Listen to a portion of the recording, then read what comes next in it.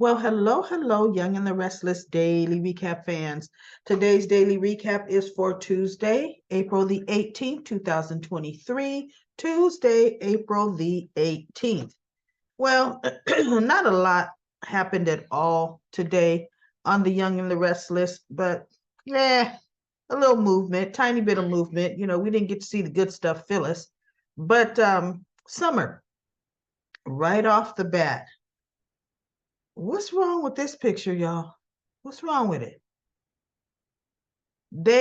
Some are sitting having coffee, and Kyle sits behind her and is talking to her.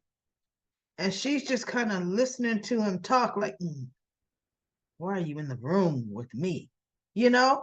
And I thought, wait a minute, Kyle, why are you not on the couch next to her talking to her? Right? So we can already see what's happening. They're laying the groundwork for the distance between Kyle and Summer so Audra can swoop in. I can already see the handwriting on the wall, but does that mean the end of Summer and Kyle? No, but it will be a temporary whatever, right? And I really, honestly, I don't care. I don't care, okay? Summer is grieving, and Kyle is what Kyle has been since his mother has been back and he's decided he's all in her life. Everything that revolved around Diane, Kyle has completely made it his focus. Everything, Diane. And Summer has just bit her lip, supported Kyle, not said nothing. So Kyle will say, Summer, how are you? And then go right back into I gotta go see how my mom's doing. We gotta get my mom out of here. Yeah. So guess who the soap opera finally decided that these folks are a part of the cast, right? Allie and Noah. They allegedly were in Paris.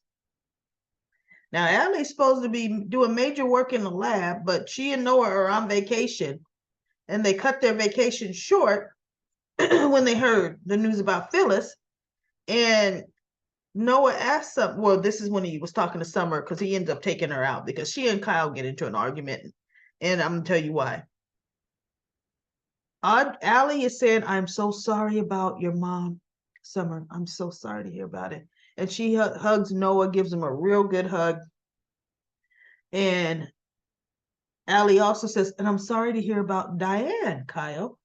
And Kyle's like, "Yeah, she had to spend her arraignment is today. She had to spend the whole night in jail, and it's so unfair." And Summer initially is looking at Allie and Noah, but as Kyle is talking, she turns and she's giving him a look. And Allie said, "Well, I don't know. I mean, I don't know Diane very well, but what I do know about her, she's not a murderer." And Kyle's like, exactly, exactly. And Summer turned around and she says, "Look, all the evidence definitely says Diane did it." And she looks at Kyle, she goes, "And for you to keep still saying that she didn't, that the evidence is not the evidence, oh, she like went at him, right?" And he's like, "I know my mother wouldn't do." And she goes, "You know what? I'm tired of hearing that," right? She's just done with him. So Noah says, "Hey, you know what? I'm a little jet lagged, but look, I'm hungry. Summer, let's go get a quick bite to eat." And so she goes, "Allie," he says, "Allie, I'll bring you back something. Let's do some brother-sister time." And she goes, "Yeah, get me out of here." So she leaves. They go to Crimson Lights and they sit down and they're talking. Noah's on her side. That, yeah, you know what, this Diane's capable of it, and whatever. And she goes, "But Kyle does not see it. He refuses. And my mother is dead, and yet he refuses to look at what's right in front of his face." And she goes, I heard with my own eyes and saw Diane was attacking my mother and saying she wishes she would do the world a favor, and she would kill her herself, you know.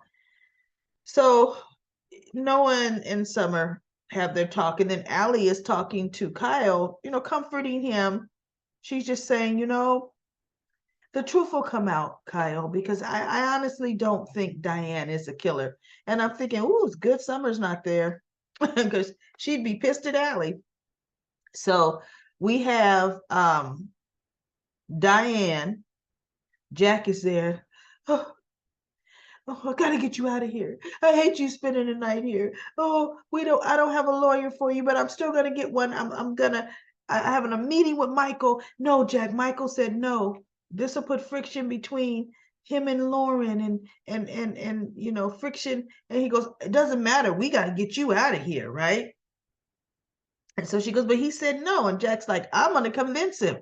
And in my mind, I'm thinking, yeah, you're definitely gonna convince him, Jack. But it's so unfair. I did not do this. And I thought, isn't that what Jeremy Stark was saying when they framed him? It's unfair. I've been framed by Diane Jenkins and Jack Abbott because look, they were coming in waving, pretty much dancing while Chance was arresting him. Say, get him out. Yeah, no, he's threatened me. Oh, he knew they did it. They don't know he's done it, right? But he knew they did it. So he was even more pissed, and they didn't care. Because as far as they were concerned, they got him back in jail, and he violated his parole, which was a lie.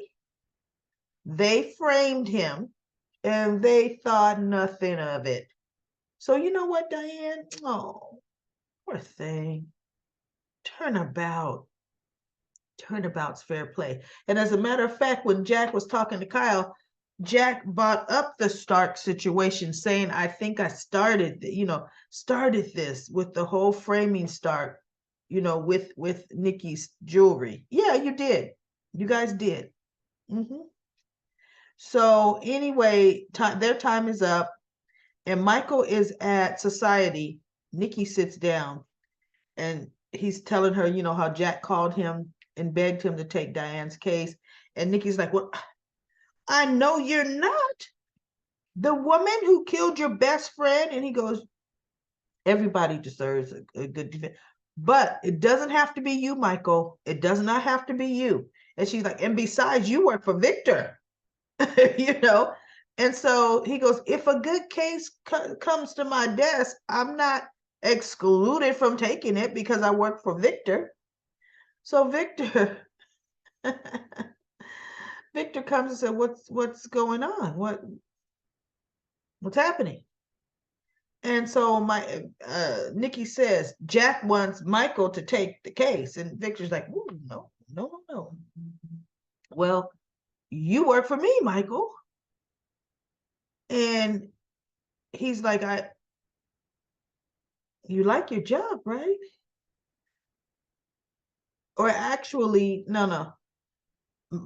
He says, no, you work for me, you don't have time. But then Michael sees Jack coming through, those pane windows, walking at the walkway in society. So he tells Nikki, my appointment's here, Nikki. Thank you so much for joining me, but my appointment's here.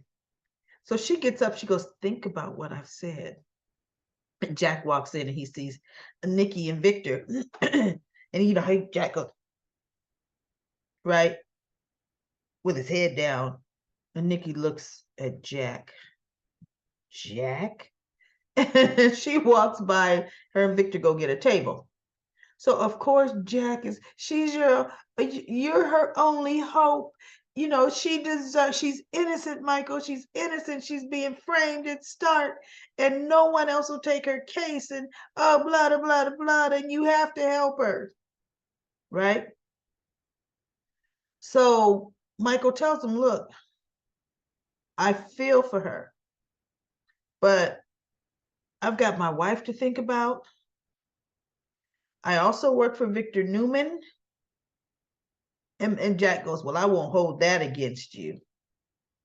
Right? And he goes, there's a lot of ramifications. Plus, Phyllis was one of my best friends. So then Jack goes on and on and on. And, next thing we know, Jack's gone. Michael's up at the bar area. And so Victor says, Michael. So Michael comes over. And Nikki's like, did Jack try to talk you into taking Diane's case? And Michael said, yes, he did. And Victor says, well, look, that would entail you putting in a leave of absence with me.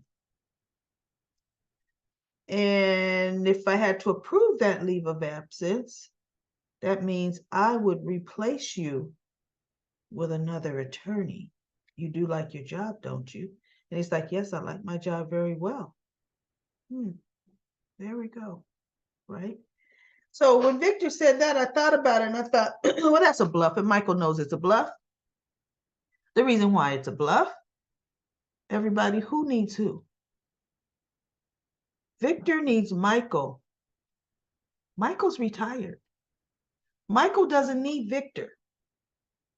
Victor needs Michael to cover his tracks and keep him out of trouble. Okay? So Michael Baldwin's job with Victor is secure, no matter what he does. And Michael he already knows. Come on now, I'm holding the cards where that's concerned. Okay, I knew you'd say that, right? But I'm still do what I'm going to do anyway. So of course, Michael, in fact, this is Jack, talking him into it. But the next thing we see, Michael's in the jail. Diane comes in, and of course, he's taking her case, getting ready to go to the arraignment. And she's so happy Michael took her case. Oh, now I have a chance. I have hope, Michael. So then we have the scene of Michael and Kyle and Jack coming back into the Abbott house.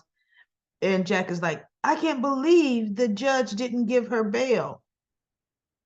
You've got to get her out of there, Michael. Michael looked at him and Kyle and said, really? This was kind of the outcome that we knew would be the outcome with bail. Diane has a history of disappearing. And Jack just kind of looks down and Kyle kind of looks away. Yeah, everybody. 9 years she could disappear. That's the only way she reappeared if she wanted to. So no bail for you, Diane. So easy they can look away and look down and please. So Michael just has to build a defense. And Jack's like, build a case against Stark. And Michael's like, you know what? I'm going to build the best case I can. And I got to get to work, right? None of this you telling me what to do. I got to get to work. Let me get to work. So that was The Young and the Restless. Nothing really major happened there at all. So let's go to comment corner. We have Libby saying the spoiler I heard was Stark was dead. The way it was explained was that Phyllis ran into the bathroom to get away from Stark, and when she came out, he was dead. I thought that meant he got killed while she was in the bathroom. So I decided the EMT guy came back to steal money and killed Stark to get it. The way it looks is that Phyllis did kill Stark in self-defense. Yeah, she killed him dead. Okay. I would love to see flashbacks in her head of her just getting the best of him. Phyllis killed him. And then Libby also says, wow, you are so busy with your back-to-back videos. Glad you're sounding better. I'm sounding a little better, but I think it's allergies too, because I have been walking during the day and a lot of things are in bloom, a lot of trees and all kinds of things. So I think I've kind of got some allergy things going on as well, but I am feeling better. Okay, but I still got my little trusty cough drop right there.